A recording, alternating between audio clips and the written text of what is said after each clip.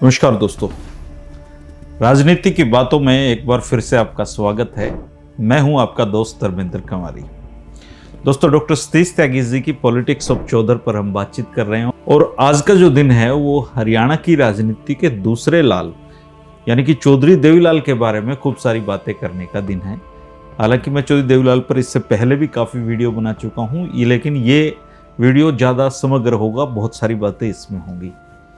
देवीलाल जी यूं तो पहले और सबसे ऊंचे राजनीतिक कद के लाल थे, लेकिन लंबी जद्दोजहद के बाद वे हरियाणा का जो उनको राज है वो चौधरी बंसीलाल के बाद ही मिला।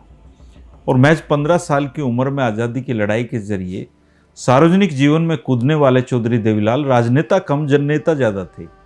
संघर्ष और विरोध उनके स्वभाव के बुनियादी तत्व थे और असल में वे बने ही विपक्ष के लिए थे। इसलिए जब कभी भी राज से उनका सामना हुआ तो वो उसको संभाल नहीं पाए और 2 साल में ही भूतपूर्व हो गए। चौधरी देवीलाल का सियासी जो वजूद है वो चौधरी चरण सिंह की कृपा पर टिका हुआ था और असल में वो मुख्यमंत्री पद के लिए चौधरी चरण सिंह जी की भी पहली पसंद नहीं थे।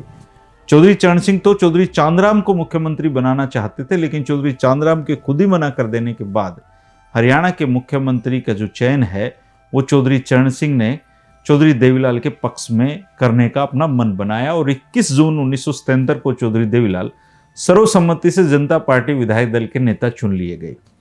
उनके नाम का प्रस्ताव डॉक्टर मंगल सेन ने रखा और बलवंत राय तायल, चौधरी रिज्जक राम और चौधरी भजनलाल ने प्रस्ताव का अनुमोदन किया। उसी दिन उन्होंने मुख्यमंत्री पद की शपथ ले ली और पहले चरण में वो केवल डॉक्टर मंगल सेन और चौधरी चांदराम के प्रतिनिधि प्रीत सिंह राठी को ही मंत्री बनाया गया। 1 जुलाई 1977 को 3 और मंत्री डॉक्टर कमला वर्मा, वीरेंद्र सिंह नारनौंदिया जी और ओम प्रकाश राणा जी रोहट के विधायक थे, उनको शामिल किया गया और ओम प्रकाश राणा जी महज 10 दिनों तक ही मंत्री रहे। तीसरे चरण में 17 जुलाई को सरदार तारा सिंह, कर्नल राम सिंह, सतबीर सिंह मलिक और सुषमा स्वराज जी को मंत्री परिषद में जगह दी गई।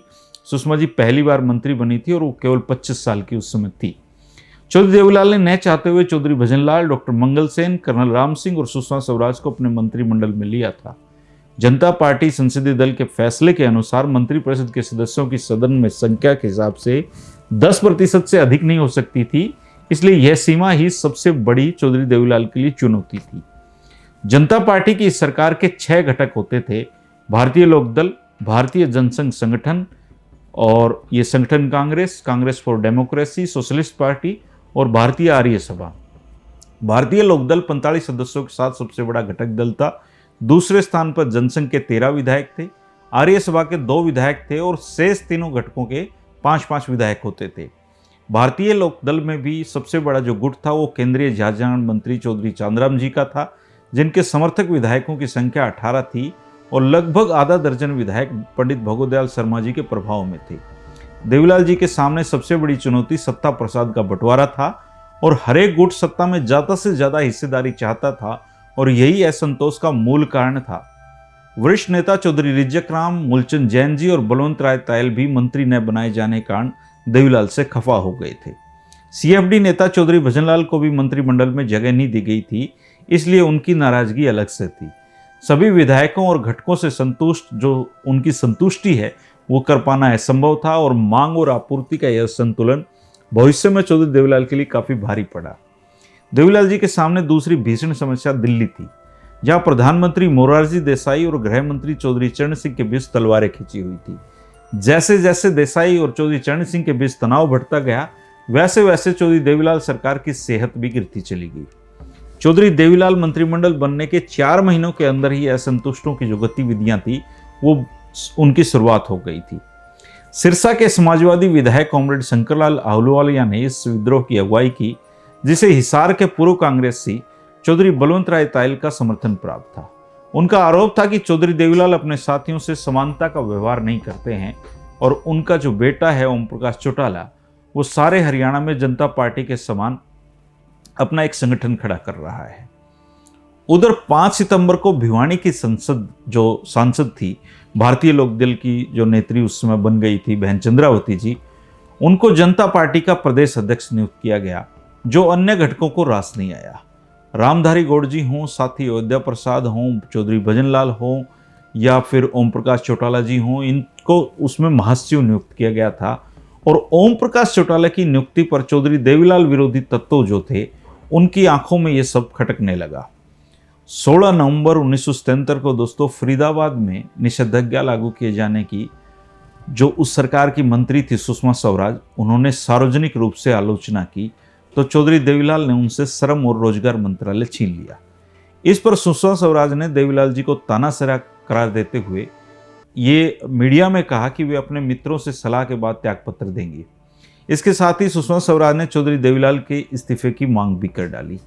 नतीजा ये हुआ कि चौधरी देवीलाल ने उन्हें अपने मंत्रिमंडल से बर्खास्त कर दिया, लेकिन 17 दिनों बाद पार्टी अध्यक्ष चंद्रशेखर जी के हस्तक्षेप के बाद दोबारा से सुषमा स्वराज जी को मंत्रिमंडल में शामिल किया गया। लेकिन दोनों के बीच जो कटुता पैदा हो गई थी वो आगे चलकर बहुत नुकसानदेह साबित हुई। सुषमा स्वराज न केवल देवीलाल सरकार की सबसे कम आयु की मंत्री थी, बल्कि देश की पहली सबसे युवा मंत्री वो बनी थी। उनको समाजवादी नेता जॉर्ज फर्नांडिस और जो पार्टी अध्यक्ष चंद्रशेखर थे उनका आशीर्वाद प्राप्त था। 23 दिसंबर 1977 को दोस्तों चौधरी चरण सिंह का जन्मदिन आया। वे जीवन के 75 साल पूरे करने जा रहे थे और भारतीय लोकदल घटक के 4 प्रदेशों में मुख्यमंत्री होते थे। राम नरेश यादव जी उत्तर प्रदेश में, कर्पूरी ठाकुर जी बिहार में, चौधरी देवीलाल हरियाणा में और नीलमणि राउतराव उड़ीसा में जो घटक वो लोकदल के नेता होते थे, और उन्होंने जन्मदिन को भव्य तरीके से मनाने का फैसला किया। इस सूची में 5वें मुख्यमंत्री सरदार प्रकाश सिंह बादल होते थे, क्योंकि वो भी किसानी से जुड़े हुए थे। ये तय हुआ कि इस मौके पर चौधरी चरण सिंह को 75 लाख रुपए की थैली भेंट की जाएगी और चौधरी चरण सिंह के जन्मदिन पर दिल्ली के बोट क्लब पर लाखों लोग, विशेषकर किसान, इकट्ठा फिर इसके बाद हुए। चौधरी चरण सिंह के शानदार और सफल आयोजन से मोरारजी देसाई, बाबू जगजीवन राम और अटल और आडवाणी जी की बेचैनी बहुत बढ़ गई।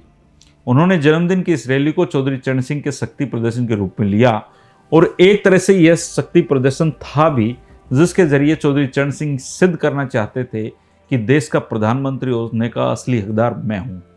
चौधरी चरण सिंह की बढ़ती ताकत और लोकप्रियता से उनके जो मित्र घटक थे, जनसंघ था, वो बहुत विचलित और आशंकित हो गया था। इसका नतीजा यह हुआ कि जनसंघ के नेताओं ने भी मोरारजी देसाई से हाथ मिला लिया।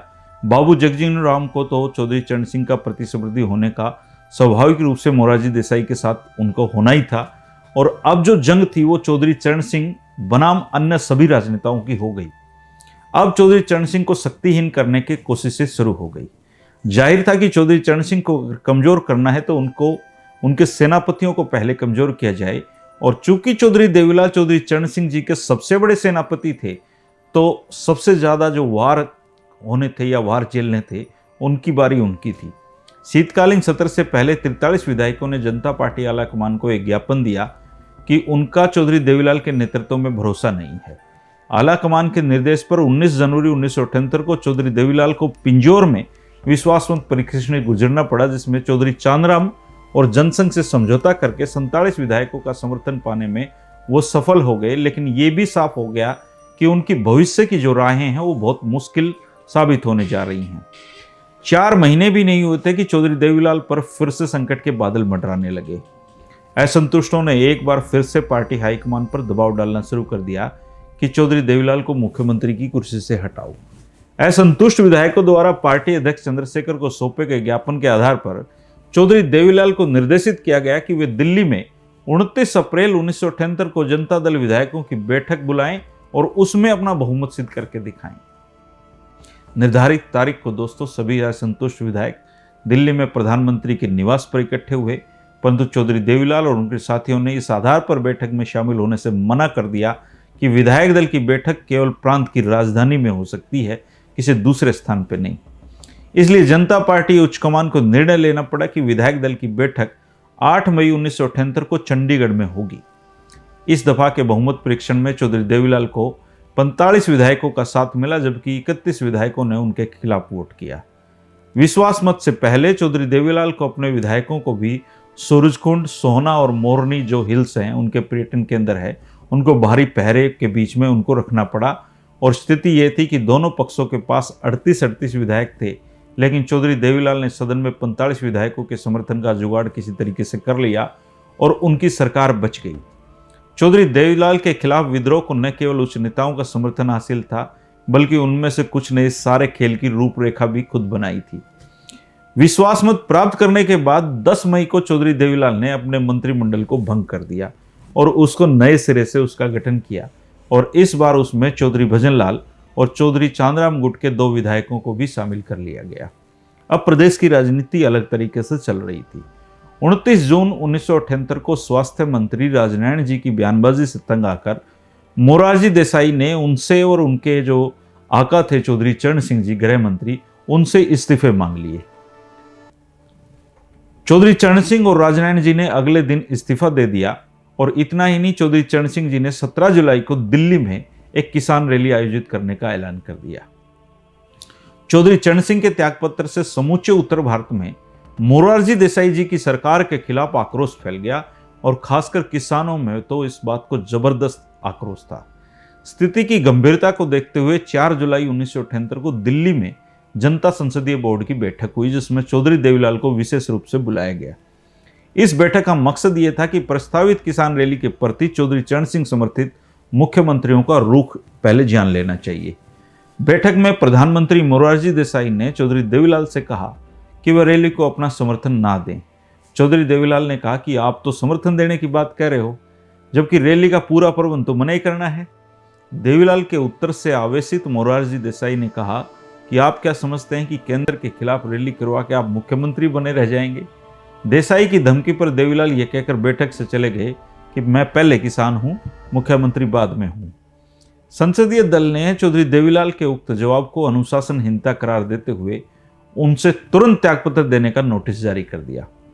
6 जुलाई 1978 की सुबह मोरारजी जी ने जो कैबिनेट की बैठक बुलाई और सब मंत्रियों से कहा कि जो भी मंत्री चौधरी चरण सिंह की किसान रैली में जाना चाहते हैं, वो पहले इस मंत्रिमंडल से त्यागपत्र दें और फिर रैली में जाना। इस पर एक मंत्री होते थे श्याम नंदन मिश्रा जी, उन्होंने तुरंत इस्तीफा दे दिया। स्थिति विकट हो गई, क्योंकि सरकार का भविष्य ही रैली से जुड़ गया था। पूरे देश की निगाहें इस बात पर थी, खासकर किसान कमेरों की। हरियाणा, पंजाब, उत्तर प्रदेश और बिहार के मुख्यमंत्रियों ने अपना खुला समर्थन रैली को दिया। उड़ीसा के मुख्यमंत्री ने भी अपनी सहमति रैली के पक्ष में दी। मोरारजी को लगा कि उनके लगभग आधे मंत्री सरकार छोड़ सकते हैं और एक बहुत बड़ा संकट देश में खड़ा हो गया। कुछ एक बड़े नेताओं ने चौधरी चरण सिंह और मोरारजी में सुलह कराने की कोशिशें तेज कर दी और समझौते का एक माहौल बना लिया गया। जनता पार्टी संसदीय दल की बैठक फिर बुलाई गई और चौधरी चरण सिंह इस बैठक में जाने के लिए तैयार नहीं थे, लेकिन उनको किसी तरीके से मनाया गया। दोनों पक्षों के बीच एक गुप्त डील हुई, जिसे सार्वजनिक कभी नहीं किया गया। इस डील के तहत किसान रैली स्थगित कर दी गई और चौधरी देवीलाल को त्यागपत्र देने का जो नोटिस है वो भी वापस ले लिया गया। चौधरी चरण सिंह और राजनैण को फिर से मंत्रिमंडल में शामिल होने का प्रस्ताव भी संसदीय बोर्ड ने दिया, लेकिन दोनों नेताओं ने इस प्रस्ताव को अस्वीकार कर दिया और कहा कि एक बार जो चीज छोड़ दी, अब उसको स्वीकार नहीं करना है।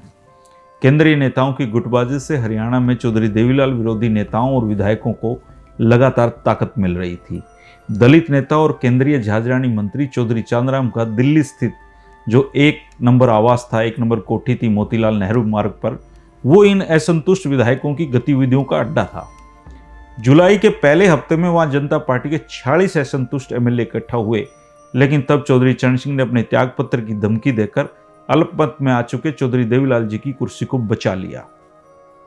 20 अगस्त 1978 की नारनौल के विधायक जो एक वहां पे अयोध्या प्रसाद जी थे, उनका देहांत हो गया। उनके निधन से खाली हुई सीट के लिए 22 अप्रैल 1979 को मतदान होना था और जनता पार्टी हाईकमान ने मुख्यमंत्री देवीलाल को नजरअंदाज करते हुए समाजवादी बाबूनंद शर्मा को प्रत्याशी घोषित कर दिया। इससे नाराज चौधरी देवीलाल ने पार्टी के अधिकृत प्रत्याशी शर्मा जी के खिलाफ निर्दलीय प्रत्याशी उतार दिया फूसाराम गुर्जर जी को। फूसाराम गुर्जर जी बतौर आजाद उम्मीदवार 1977 के चुनाव में नारनौल से पराजित हुए। यह चुनाव जनता पार्टी के 2 गुटों के बीच का चुनाव बन गया था और पार्टी आलाकमान के प्रत्याशी बाबूनंद शर्मा ने देवीलाल जी के फूसाराम के चुनाव प्रचार के दौरान जनता पार्टी के अध्यक्ष चंद्रशेखर और केंद्रीय मंत्री जॉर्ज फर्नांडिस ने सार्वजनिक रूप से घोषणा की थी कि इस उपचुनाव के बाद चौधरी देवीलाल को मुख्यमंत्री पद से हटा दिया जाएगा। चुनाव परिणाम चौधरी देवीलाल के प्रत्याशी फूसाराम जी के पक्ष में आया था। उन्होंने शर्मा को 645 वोटों से हरा दिया था। उपचुनाव में जो बड़ी जनता पार्टी थी, संसदीय बोर्ड था, उसने चौधरी देवीलाल और प्रदेश अध्यक्ष चंद्रावती को कारण बताओ नोटिस जारी कर 15 दिनों के भीतर यह बताने के निर्देश दिए थे कि पार्टी के अधिकृत प्रत्याशी का विरोध करने के कारण दोनों नेताओं को पार्टी की प्राथमिक सदस्यता से क्यों न बर्खास्त कर दिया जाए। पार्टी आलाकमान और चौधरी देवीलाल के बीच जंग अब आर पार की स्थिति में आ गई थी। उधर जो दिल्ली में जो मोरारजी देसाई थे और जनसंघ एक तरफ खड़े थे, चौधरी चरण सिंह और समाजवादी दूसरी तरफ खड़े थे। एक दूसरे को यथाशक्ति नुकसान पहुंचाने में दोनों पक्ष जुटे हुए थे। चौधरी चरण सिंह के गढ़ उत्तर प्रदेश में जनसंघ के मंत्रियों को जनता पार्टी की सरकार से बाहर का रास्ता दिखा दिया गया, तो बिहार में जनसंघ घटक मुख्यमंत्री कर्पूरी ठाकुर को अपदस्थ करने में वो लोग कामयाब हो गए। 19 अप्रैल 1989 को हरियाणा में भी चौधरी देवीलाल के जनसंघ के जो मंत्री थे उनको बाहर का रास्ता दिखा दिया गया।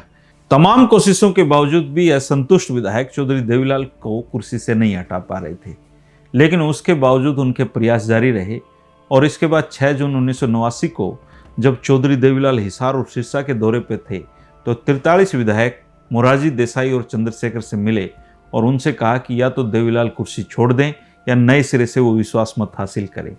इन विधायकों में 4 मंत्री थे, चौधरी भजनलाल, मेहर सिंह राठी, शेर सिंह जी और गजराज बहादुर नागर इसमें शामिल थे। पार्टी आलाकमान को तो देवीलाल जी को निपटाने की ताक में बैठा था और उन्होंने मुख्यमंत्री देवीलाल को निर्देश दिया कि 26 जून को आप विश्वास मत हासिल करें। इस दफा चौधरी देवीलाल की कुर्सी की चूल्हे हिलाने की जो मुहिम थी उसका संचालन चौधरी भजनलाल के हाथों में था। चूंकि असंतुष्ट इस बार किसी भी कीमत पर चौधरी देवीलाल से मुक्ति पाने पर आमादा थे, इसलिए वे कोई भी चूक रखने के मूड में नहीं थे। ऐसे में चौधरी भजनलाल ने भारत दर्शन का फार्मूला इजाद किया और इसके तहत विधायकों को मध्य प्रदेश और राजस्थान वो लेकर चले गए। इन दोनों ही प्रदेशों में जनसंघ घटक की सरकारें थी। विधायक भी और उनकी आवभगत भी बहुत शानदार तरीके से हुई। एक पखवाड़े तक ये भारत दर्शन का फॉर्मूला चलता रहा। इसके बाद सारे विधायक 26 जून को विश्वास मत वाले दिन चंडीगढ़ में प्रकट हुए, लेकिन चौधरी देवीलाल को पता चल गया था कि मेरे हाथ में अब बहुमत नहीं है और उन्होंने एक दिन पहले ही मुख्यमंत्री पद से त्यागपत्र दे दिया। दोस्तों, चौधरी देवीलाल की सरकार गिराने में सबसे अहम भूमिका चौधरी भजनलाल ने अदा की थी, जो 3 हफ्ते पहले तक चौधरी देवीलाल के सबसे बड़े प्रवक्ता बने हुए थे। हफ्ते पहले ही डॉक्टर मंगल सेन की इसलिए आलोचना उन्होंने की थी कि उन्होंने चौधरी देवीलाल की जनसंघ मंत्रियों को बर्खास्त करने की कार्रवाई की निंदा की थी। चौधरी भजनलाल ने चौधरी देवीलाल की नारनौल विधानसभा उपचुनाव की भूमिका की भी वकालत की थी और बाद में उन्हीं चौधरी भजनलाल ने चौधरी देवीलाल सरकार की कब्र खोद दी और चौधरी देवीलाल के इस्तीफे के बाद जनता पार्टी विधायक दल के नेता पद के लिए फिर 3 उम्मीदवार सामने आए, चौधरी रिज्जक राम, बलवंत राय तायल और चौधरी भजनलाल। चौधरी रिज्जक राम को 20 विधायकों का समर्थन हासिल था। चौधरी भजनलाल जी ने 26 विधायकों के समर्थन का जुगाड़ कर लिया। चौधरी चांदराम और जनसंघ गुट ने चौधरी भजनलाल का साथ दिया और इस तरीके से 28 जून को विधायक दल के नेता चौधरी भजनलाल बने और हरियाणा प्रदेश की राजनीति को तीसरा लाल चौधरी भजनलाल के रूप में मिला। हालांकि इससे पहले 15 जुलाई को मोरारजी देसाई जी ने प्रधानमंत्री पद से त्यागपत्र दे दिया था। जनता पार्टी 2 हिस्सों में बट गई थी। चौधरी चरण सिंह 16 जुलाई को नवगठित जनता पार्टी सेकुलर के अध्यक्ष बन गए थे और 28 जुलाई को उन्होंने भारत के प्रधानमंत्री पद की शपथ ले ली थी। बाद में चौधरी देवीलाल भी 20 अगस्त 1979 को चौधरी चरण सिंह के नेतृत्व वाली जनता पार्टी एस में शामिल हो गए और चौधरी चरण सिंह भी सही अर्थ में 23 दिन ही भारत के प्रधानमंत्री रहे। उन्होंने भी 20 अगस्त को त्यागपत्र दे दिया और 14 जनवरी 1919 तक वे काम चलाऊ मुख्यमंत्री 14 जनवरी 1980 तक वो काम चलाऊ भारत के प्रधानमंत्री रहे। गौरतलब है दोस्तों, 1971 की शुरुआत में कांग्रेस को हमेशा के लिए अलविदा कहे अगले 13 वर्षों तक चौधरी देवीलाल ने एक तरह से चौधरी चरण सिंह के संरक्षण में राजनीति की और इस कालखंड में उनके और चौधरी चरण सिंह के संबंधों का ग्राफ एक जैसा कभी नहीं रहा। आरंभ के 9 वर्षों में दोनों नेताओं के बीच अच्छा खासा तालमेल था, लेकिन बाद के 4 वर्षों में दोनों के रिश्तों में काफी उतार चढ़ाव आए। दोनों किसान नेताओं के बनते बिगड़ते जो समीकरण है, अगर आप उसमें बहुत गहराई से जानना चाहते हैं तो चौधरी चरण सिंह जी तेवतिया गोत्र के और चौधरी देवीलाल सिहाग गोत्र के थे। उम्र में 12 साल बड़े थे, लेकिन दोनों 1930 में आज़ादी की लड़ाई में एक साथ कूदे थे। चौधरी चरण सिंह 1937 में विधायक चुने गए। देवीलाल जी को विधायक बनने का मौका 1952 में मिला था। चौधरी चरण सिंह काफ़ी पढ़े लिखे व्यक्ति थे। उन्होंने LLB की पढ़ाई की थी, जबकि चौधरी देवीलाल अंडर मैट्रिक थे। दोनों का काफ़ी लंबा समय कांग्रेस में साथ गुजरा, लेकिन बाद में चौधरी चरण सिंह को 1967 और देवीलाल को जनवरी 1971 में कांग्रेस को हमेशा के लिए अलविदा कहना पड़ा। चौधरी चरण सिंह ने 1967 में उत्तर प्रदेश का मुख्यमंत्री बनकर अपना राजनीतिक कद काफ़ी बड़ा कर लिया था और पंडित नेहरू भी चौधरी चरण सिंह जी की राजनीतिक और बौद्धिक शक्ति से अच्छी तरह परिचित थे। 1955 में चौधरी चरण सिंह ने जो कांग्रेस है उसमें नेहरू के जो सहकारी खेती का जो प्रस्ताव था उसका विरोध कर उसको निरस्त कराया था।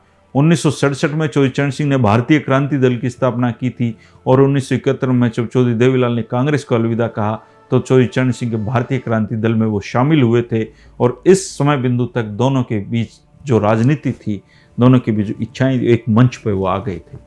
एक दिलचस्प तथ्य ये भी है दोस्तों, चौधरी चरण सिंह के पूर्वज हरियाणवी थे और चौधरी देवीलाल के पूर्वज राजस्थानी थे। चौधरी चरण सिंह के दादा बदाम सिंह 1860 में फरीदाबाद की तहसील बल्लभगढ़ के गांव सीही से उत्तर प्रदेश के बुलंदशहर जिले के गांव भटोना में जाकर बस गए थे और फिर उनके पिता मीर सिंह जो 1889 में मेरठ जिले के गांव नूरपुर में आ बसे, जहां 1902 में चौधरी चरण सिंह का जन्म हुआ। दूसरी ओर चौधरी देवीलाल के पूर्वज 1832 में राजस्थान के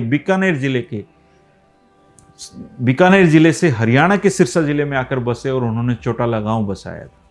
प्रसंग में चौधरी चरण सिंह और उनकी एक जो दशक की राजनीति है उसकी सियासी पारी को जानना भी यहां जरूरी हो जाए। 1 अप्रैल 1967 को चौधरी चरण सिंह ने 17 विधायकों के साथ कांग्रेस से नाता तोड़कर जन कांग्रेस की स्थापना की थी। चौधरी चरण सिंह के इस कदम से अगले दिन ही चंद्रभानु गुप्ता की मात्र 16 दिन पहले अस्तित्व में आई कांग्रेसी सरकार का पतन हो गया था और 3 अप्रैल 1967 को चौधरी चरण सिंह उत्तर प्रदेश के मुख्यमंत्री बने थे।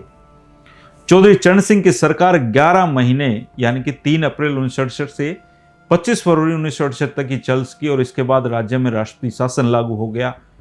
1969 में मध्यावधि चुनाव के बाद 26 फरवरी 1969 को चंद्रभानु गुप्ता के नेतृत्व में कांग्रेस सरकार का गठन हुआ, जिसमें 1 साल बाद जो चौधरी चरण सिंह हैं उन्होंने उसको गिरा दिया और 18 फरवरी 1970 को वो फिर से उत्तर प्रदेश के मुख्यमंत्री बने।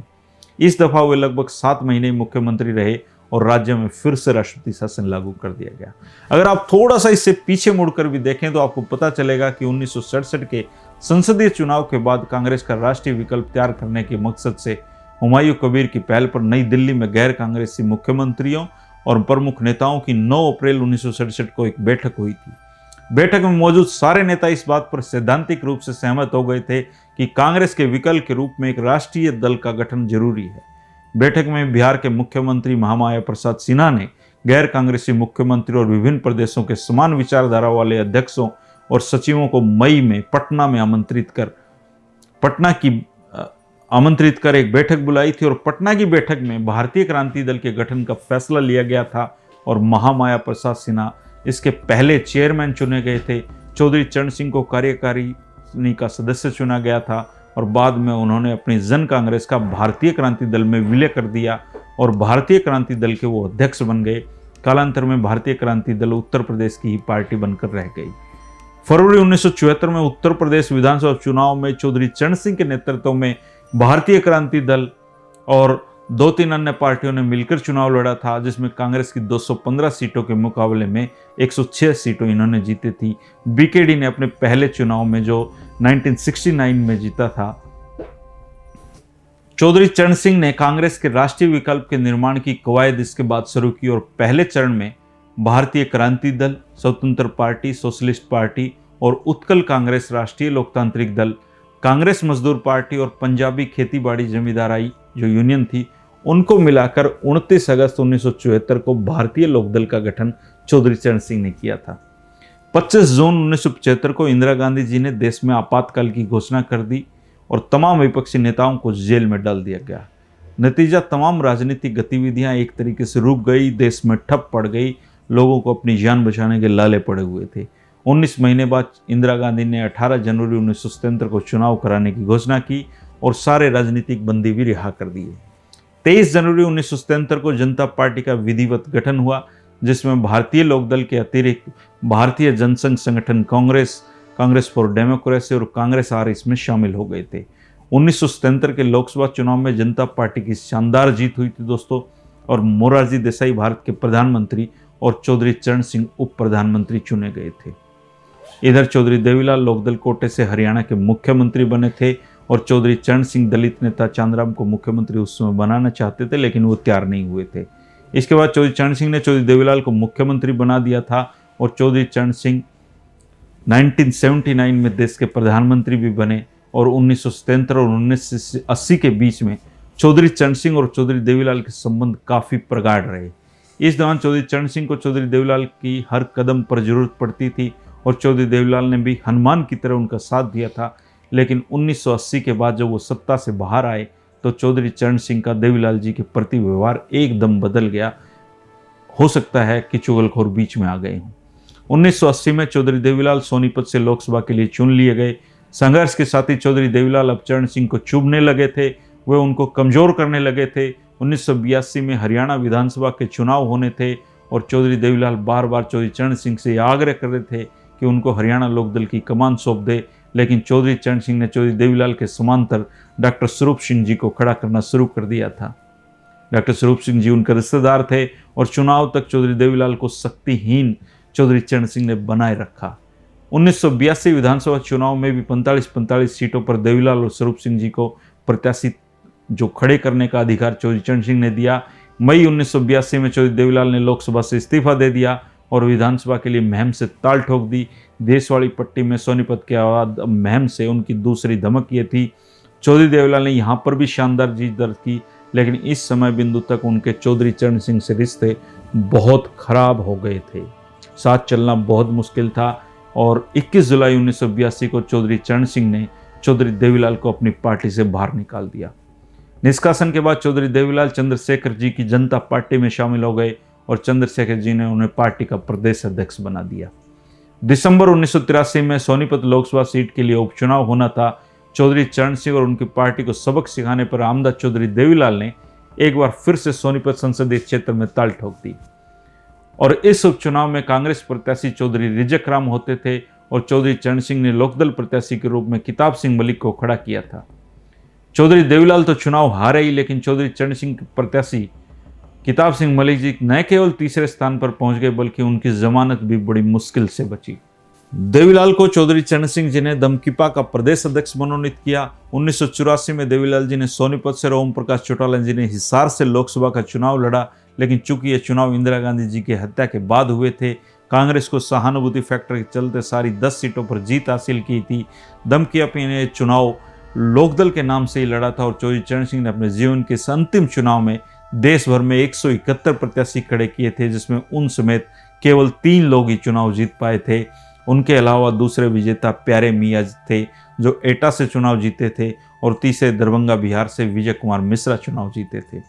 इधर हरियाणा में चौधरी देवीलाल ने चौधरी भजनलाल के कथित भ्रष्ट जो कारनामे हैं उनका कच्चा चिट्ठा तैयार करके चौधरी चरण सिंह के सामने प्रस्तुत किया।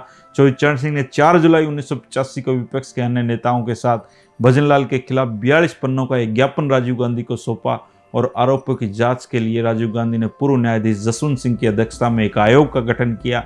संभवतः चौधरी चरण सिंह जी की यह अंतिम राजनीतिक कार्रवाई थी।